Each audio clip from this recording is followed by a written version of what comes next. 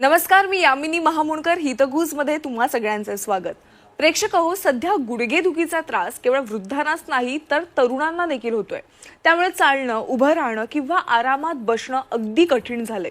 त्यामुळे गुडघेदुखीच्या त्रासावर जर थेरपी आणि औषधोपचार काम करत नसेल तर गुडघा बदलण्याची शस्त्रक्रिया हा एकमेव पर्याय उरतो. गुडघा बदलण्याच्या शस्त्रक्रियेमध्ये काळानुरूप खूप बदल झालेत.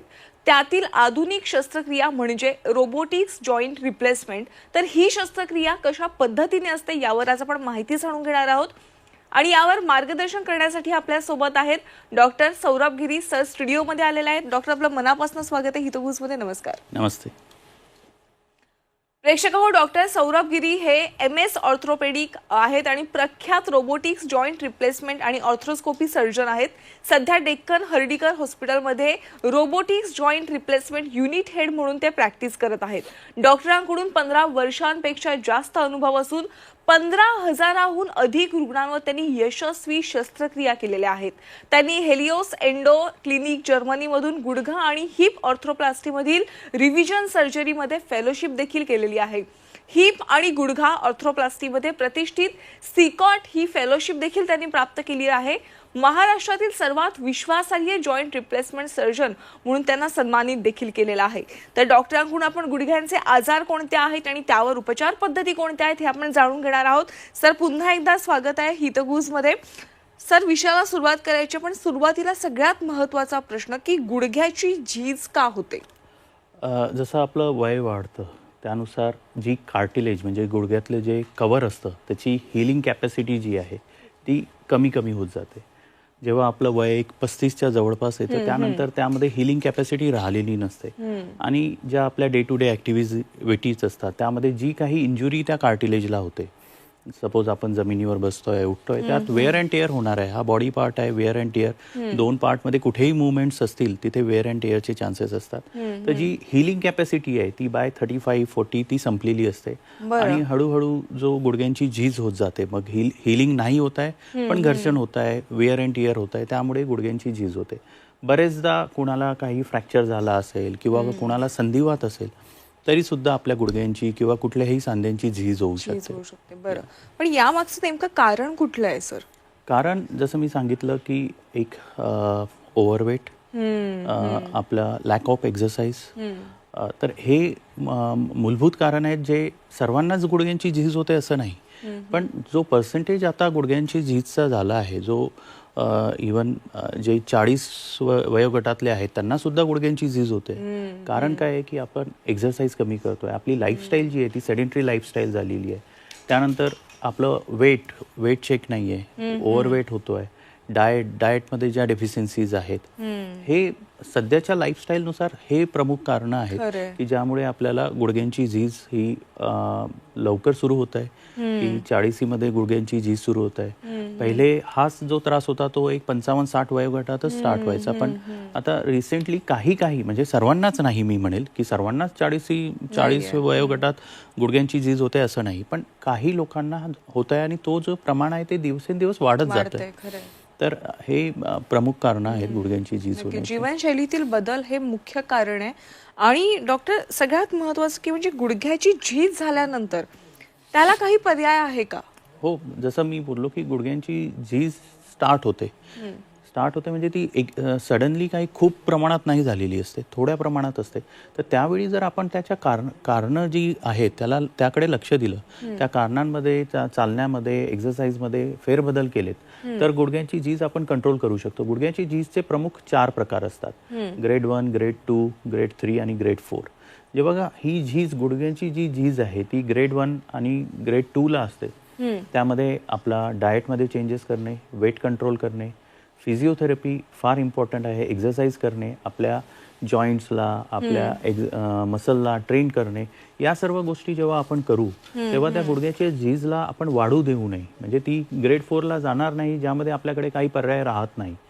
तर grade 1, grade 2 up to grade 3 also काही पेशंटला आपण एक्सरसाइज करणे, डाएट मॉडिफिकेशन, वेट लॉस, या सर्व गोष्टींनी त्यांना ट्रीटमेंट करू शकतो. बरं, जसं मी सुरुवातीलाच म्हणाले की गुडघेदुखीच्या त्रासावर जर थेरपी आणि औषधोपचार काम करत नसेल तर एक शेवटचा पद्धत उरते ती म्हणजे गुडघा बदलण्याची, जॉईंट रिप्लेसमेंट सर्जरीच पर्याय उरतो.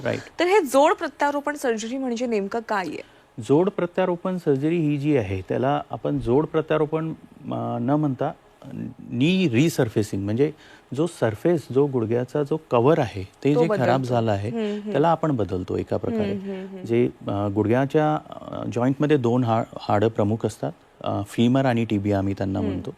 तर जो वरचं मांडीचं जे हाड आहे आपलं थाय बोन ज्याला म्हणतो त्याचा सरफेस आम्ही बदलतो. आणि टिबिया म्हणजे जो खालचा बोन आहे त्याचा सरफेस सुद्धा बदलतो. आणि त्या दोन सरफेसमध्ये फ्रिक्शन न व्हावं आणि friction free, pain free movement व्हाव्या त्याकरता आम्ही तिथे एक कृत्रिम आर्टिफिशियल स्पेसर म्हणजे एक प्रकारे आर्टिफिशियल गादी तिथे आम्ही इन्सर्ट करतो. यामुळे तिथे जे फ्रिक्शन होणार नाही, मुवमेंट्स ज्या आहेत त्या फ्रिक्शन फ्री राहतील, पेन फ्री राहतील असं होतं. आणि यालाच ओव्हरऑल नी रिप्लेसमेंट म्हणतात. हे नी रिप्लेसमेंटपेक्षा नी रिसर्फेसिंग याला एक ॲप्रोप्रिएट नाव राहील. नक्कीच.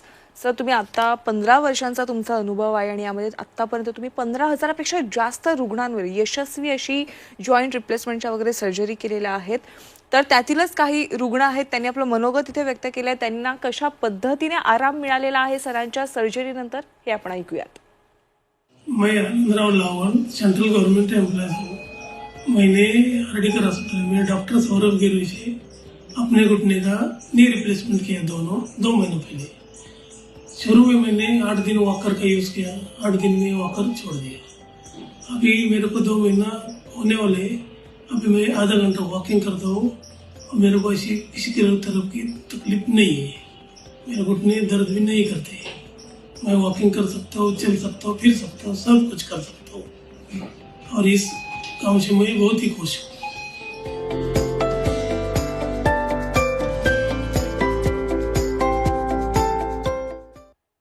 त्यांना अगदी चालताही येत नव्हतं आणि शस्त्रक्रियेनंतर अगदी आरामात चालताना ते दिसत आहेत. सर, जोड प्रत्यारोपण करण्याचे काही प्रकार आहेत का आणि ते कुठले आहेत? जोड प्रत्यारोपण करण्याचे प्रमुख 2 प्रकार आहेत. एक म्हणजे कन्व्हेन्शनल सर्जरी. कन्व्हेन्शनल सर्जरी म्हणजे जी वर्षोनवर्ष ज्या पद्धतीने आपण सर्जरी करतोय, ज्यामध्ये bone blocks, cutting blocks use करून सॉच्या साह्याने जी सर्जरी होते त्याला कन्व्हेन्शनल सर्जरी म्हणतात. बरं. दुसरी जी सर्जरी आहे ती रोबोटिक सर्जरी आहे, जी लेटेस्ट ॲडव्हान्समेंट जी जॉईंट रिप्लेसमेंटमध्ये झालेली आहे ती रोबोटिक सर्जरी आहे. त्यामध्ये आपण CT स्कॅन यूज करतो. त्यामध्ये आपण बोन कटिंगला सॉ न यूज करता एक मिलर येतं, मिलर यूज करतो. आणि सर्व काही एक रोबोटिक आर्मच्या साह्याने केलं जातं. जसं आता कुठल्याही आपल्या डोळ्यांनी आपण 1 डिग्रीचा अँगल कॅल्क्युलेट करणे हे पॉसिबल नाही आहे, कुठल्याही ह्युमन्सला पॉसिबल नाही आहे. किंवा 1 मिलीमीटरचं कॅल्क्युलेशन बोन्सवर करणे हे पॉसिबल नाही आहे. ती ॲक्युरेसी जी सब मिलीमीटर ॲक्युरेसी जी आहे ती रोबोटिकमुळे शक्य आहे. आणि जसं मी बोललो की मिलरनी आपण ती करतो रोबोटिक सर्जरी. तर मिलर हे इंडस्ट्रीयल कटिंगसाठी यूज होतो, ज्यामध्ये प्रिसिजन खूप येतं. तर 2 प्रमुख प्रकार म्हणजे कन्व्हेन्शनल सर्जरी, ज्यामध्ये सॉच्या साह्याने बोन कट केलं जातं. दुसरा जो प्रकार आहे जो सर्वीकडे आता यूज होतो आहे तो म्हणजे रोबोटिक सर्जरी. बरं, नक्कीच. आता या विषयाकडे आपण येणार आहोत की आपण जसं बघतोय की गुडघा बदलण्याच्या शस्त्रक्रियेमध्ये काळानुरूप खूप बदल झालेत. त्यातील आधुनिक उपचार पद्धती ज्याचा तुम्ही आता उल्लेख केलात की robotic knee replacement.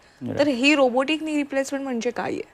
Robotic knee replacement म्हणजे आपण नी रिप्लेसमेंट करण्याकरता जे काही बोन कट्स घ्यावे लागतात, जे काही कॅल्क्युलेशन्स लिगामेंट्सबद्दल, जॉईंटच्या अँगलबद्दल करावे लागतात ते आपण रोबोटिकच्या साह्याने करतो. त्याला रोबोटिक नी रिप्लेसमेंट म्हणतात. रोबोटिक नी रिप्लेसमेंटमध्ये 3 प्रमुख टप्पे असतात. फर्स्ट म्हणजे CT स्कॅन केला जाणे. CT स्कॅन करून त्याचं 3D बोन मॉडेल तयार करणे. त्या 3D बोन मॉडेलवर एक डमी सर्जरी करून बघणे की मी जर एक 5 मिलीमीटरचं बोन कट केलं दोन्ही बाजूनी तर काय होईल काय नाही, या प्रकारे आपण त्याला हे करतो. तर प्रमुख प्रकार जो आहे रोबोटिकमध्ये तो first CT, second is bone model करणे, थर्ड इज डमी सर्जरी आणि fourth and final is during ऑपरेशनच्या वेळी आपण त्याला रोबोटिक आर्मच्या साह्याने बोन कट्स करतो. त्यामध्ये जे कॅल्क्युलेशन्स असतात ते एका कॅमेराच्या साह्याने, सेन्सरच्या साह्याने केले जातात. त्यामुळे सब मिलीमीटर म्हणजे एका मिलीमीटरपेक्षा कमी आपण अचूकता त्यामध्ये आणू शकतो.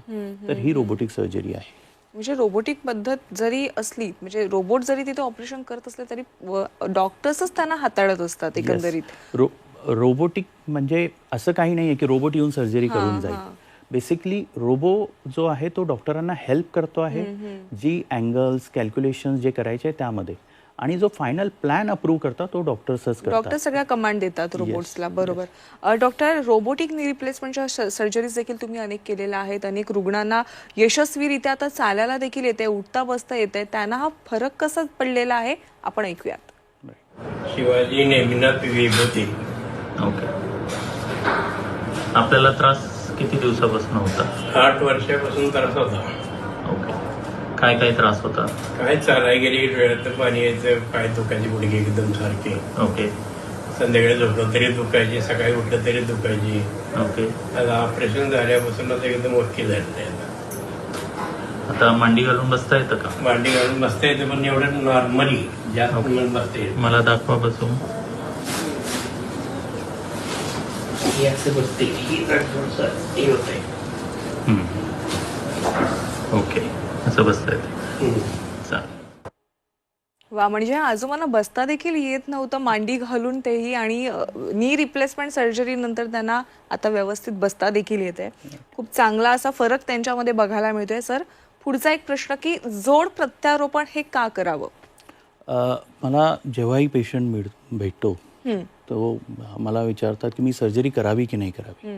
तर मी त्यांना सजेस्ट करतो की जर तुमच्या आयुष्यात या गुडघेदुखीमुळे फरक पडतो आहे, जर तुम्ही घराबाहेर जाणे टाळता आहेत कारण की तुम्हाला गुडघ्यात दुखतं आहे, कुठलं फॅमिली फंक्शन आहे त्यामध्ये तुम्ही जात नाही आहे, का बरं? की तुमच्या गुडघ्यात त्रास आहे, तुमचं आयुष्य एका रूममध्ये हे थांबायला लागलं आहे, तर आपण जोड प्रत्यारोपण करावं. मी कधी पण जेव्हा मला पेशंट किंवा फॅमिली मेंबर्स मिळतात, मी त्यांना सांगतो हा डिसीज काही फक्त एका पेशंटसाठी नाही आहे. त्या पेशंटमुळे त्या फॅमिलीमध्ये पण चेंजेस येतात, कारण की तो पेशंट बाहेर जात नाही तर सर्व काही गोष्टी त्यानुसार ढळत जातात, पण ते आपल्याला समजून येत नाही.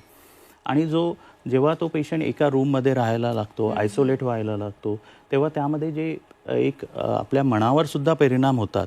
त्यामुळे बरेचदा तो पेशंट एक आयसोलेट होऊन जातो शेवटी, की मला गुडघा दुखतोय म्हणून मी ऍडजस्ट करतोय आणि मी एका रूम मध्ये माझं आयुष्य जगतोय. फिजिकल त्रासाप्रमाणे मेंटली देखील त्यांना त्रास होतो. येस, तो आपल्याला कळून येत नाही ते, किंवा ते बोलत नाहीत त्याबद्दल. वृद्ध लोक की मला असा त्रास होत आहे, त्यांना कारण की त्यांच्या मनात भीती असते ऑपरेशन बद्दल, आणि शेवटी बोलणे सांगणे हे एवढं होत नाही. त्यामुळे जेव्हा केव्हा आपल्याला असं आपल्या आयुष्यात त्या गुडघेदुखीमुळे बदलाव येत आहेत, आपलं आयुष्य एका जागी थांबावं लागायला लागलाय, त्यावेळी आपण नी रिप्लेसमेंटचा विचार करावा की जोड प्रत्यारोपणचा विचार करावा. आणि हा बदलाव कसा आलेला आहे, असे अनेक रुग्ण आहेत तुमच्याकडे, त्यांचे काही व्हिडिओज आपण पाहूयात. त्यांना हा बदल कसा जाणवतोय ऐकूयात. मला चालायला होत नव्हतं, व्हीलचेअरवर बसून आले. मग चालतं तरी येतच नव्हतं, नाही का? दररोज चालायला लागलो होतो प्रॉपर मध्ये, त्यामुळे उठण्या बसण्याच्या पण लेवलचा राहिलो नव्हतं. पाय पूर्ण तसं बेंड झालं, वाढीचं गुडघ्यांचा त्रास होता, दोन्ही गुडघ्यांचा. पण आता मी व्यवस्थित चालू शकते. ऑपरेशन केल्यामुळे सरळ चालता येतं, सगळा त्रास कमी झाला. चालण्यामध्ये तर मला 100% फरक पडलेला वाटतं. ज्याला म्हणून तर असं वाटतं की बा दुसरा जन्म आहे. आता दिसा आता व्यवस्थित चालणं वगैरे चांगलं. म्हणजे पूर्वीचे रुग्ण आणि उपचार केल्यानंतर, सर्जरी केल्यानंतरचे रुग्ण, त्यांच्या चेहऱ्यावरूनच कळतोय त्यांना किती आनंद झालेला आहे या उपचारानंतर. सर, स्पोर्ट्स इंजुरी देखील एक प्रकार आहे, ते नेमकं काय असतं?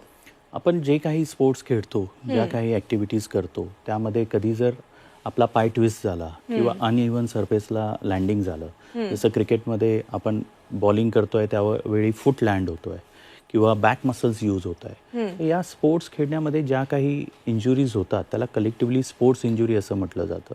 त्यामध्ये भरपूर प्रकार असतात, जसे मसल्सला इंजुरी असू शकतो, लिगामेंटला इंजुरी असू शकतो किंवा जॉईंटला इंजुरी असू शकते.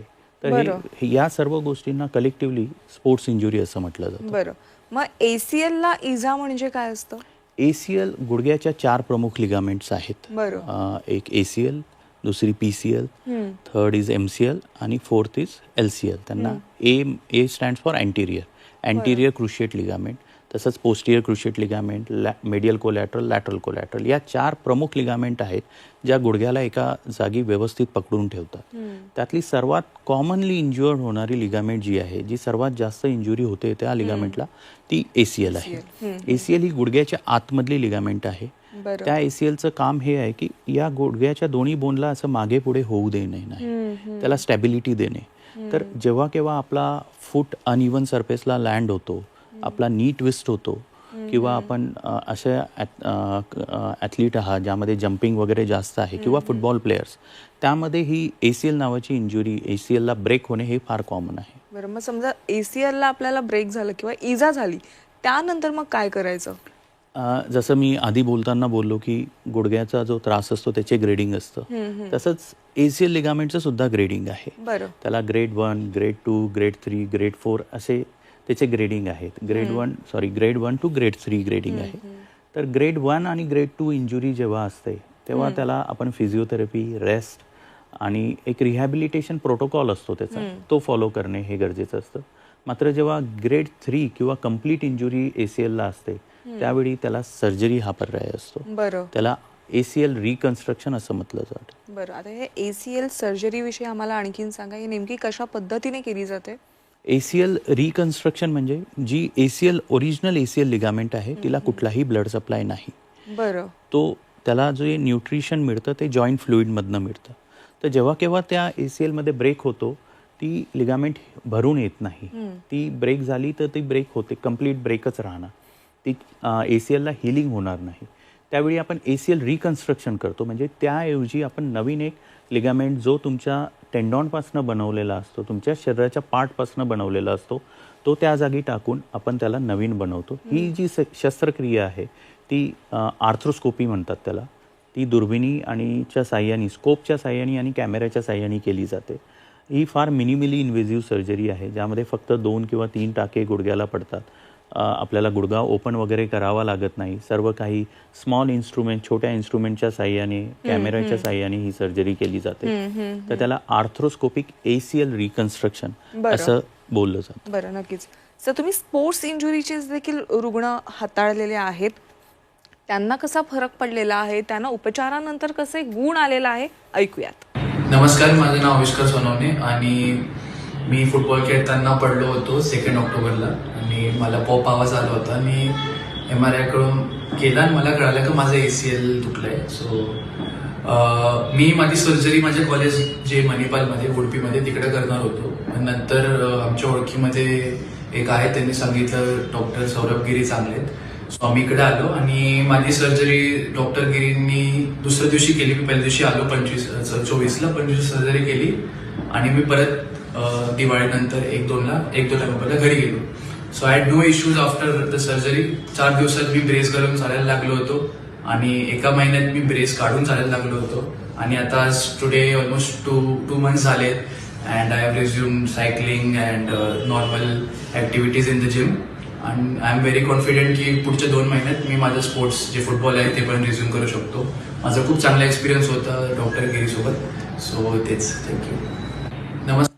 वा, किती चांगला गुण आलेला आहे त्याला. आणि मुळात त्याचं वयच काय आहे, आता कुठे त्याला आयुष्य जगायचंय, त्याच्यातच त्याला दुखापत झाली, पण त्याला वेळीच तुमचा सल्ला मिळाला म्हणून, त्याला योग्य मार्गदर्शन मिळालं म्हणून तो बरा झालेला आहे. सर, ACL सर्जरीमध्ये आत कुठली लेटेस्ट टेक्निक आहे का? ACL सर्जरीचे 2 प्रमुख प्रकार आहेत. बरं. एक जी स्टँडर्ड मेथड ज्यामध्ये आपण बटन आणि स्क्रू यूज करतो, आणि जी नवीन टेक्निक आहे त्याला ऑल इनसाइड ACL रिकन्स्ट्रक्शन असं म्हणतात, ज्यामध्ये कुठलाही स्क्रू वगैरे आपण टाकत नाही. तर दोन्ही बाजूनी आपण बटन यूज करतो. त्यामध्ये बोन प्रिझर्व होतं, बोन आपल्याला जास्त ड्रिल करावं लागत नाही आणि याचा रिकव्हरी पिरियड जो आहे तो फार कमी आहे. म्हणजे एक 5 ते 6 महिन्यात तुम्ही कम्प्लीट स्पोर्ट्स रिझ्यूम करू शकता. कारण की यामध्ये कुठलाही स्क्रू नाही आहे, काही नाही आहे. तर स्क्रू विरघळेल, त्याऐवजी बोन येईल, या गोष्टीला आपल्याला वाट बघावी लागत नाही. तर दोन्ही बाजूनी बटन्स असतात. बोन मिनिमली आपण ड्रिल करतोय, त्यामुळे याची रिकव्हरी फास्ट आहे. जसं आता आपण याआधी रुग्णाचं बोलणं ऐकलं की तो 2 महिन्याला सायकलिंग करतोय, जिमच्या ॲक्टिव्हिटी करू शकतोय. हे सर्व ऑल इनसाइड टेक्निकमुळेच पॉसिबल आहे. जेव्हा आपण स्क्रू टाकतो तेव्हा त्यावेळी त्याला कमीत कमी 5 ते 6 महिने या ॲक्टिव्हिटीला अचीव करायला लागतात. जेव्हा ऑल इनसाइड मेथडनी करतो किंवा इंटरनल ब्रेसिंग त्याला करतो त्यावेळी त्याला मात्र फक्त 1-2-2.5 महिनेच रिकव्हरीला लागतात. नक्कीच. सध्याच्या घडीला लाखो प्रेक्षक आपला एपिसोड बघतात आणि सगळ्यांना प्रश्न पडला असेल हा की अनेकदा असे केसेस तुम्हाला पाहायला मिळतात की जॉईंट रिप्लेसमेंटची सर्जरी केली आहे पण ती फेल ठरली आहे, तर असे रुग्ण पुन्हा एकदा ती सर्जरी करू शकतात का? हां, ज्यांचं नी रिप्लेसमेंट सर्जरी ही झाली आहे मात्र काही कारणाने ती फेल झालेली आहे तर त्याला रिव्हिजन सर्जरी हे पर्याय असतो. रिव्हिजन नी रिप्लेसमेंट, ज्यामध्ये जे जुने इम्प्लांट्स असतात त्यांना चेंज करून आपण नवीन इम्प्लांट्स टाकतो. आता सुद्धा रिव्हिजन नी रिप्लेसमेंट आम्ही करतोय. असे बरेच पेशंट आता आहेत ज्यांना 20-25 वर्ष होऊन गेलेले आहेत किंवा कोणाला इन्फेक्शन झालेलं आहे, त्यावेळी आम्हाला ते जुने इम्प्लांट्स चेंज करून नवीन इम्प्लांट्स टाकून त्याला रिव्हिजन सर्जरी करावी लागते. नक्कीच नक्कीच. आज सर तुम्ही हितगुजमध्ये आलात आणि प्रेक्षकांना गुडघ्यांचे आजार कोणते आहेत, उपचार पद्धती कोणत्या आहेत यावर योग्य मार्गदर्शन केलं, त्याबद्दल आपले मनापासून आभार. धन्यवाद. थँक्यू. हितगुजमध्ये वेळ झाली आज इथेच थांबण्याची. ताज्या घडामोडींसाठी तुम्ही पाहत राहा झी 24 तास.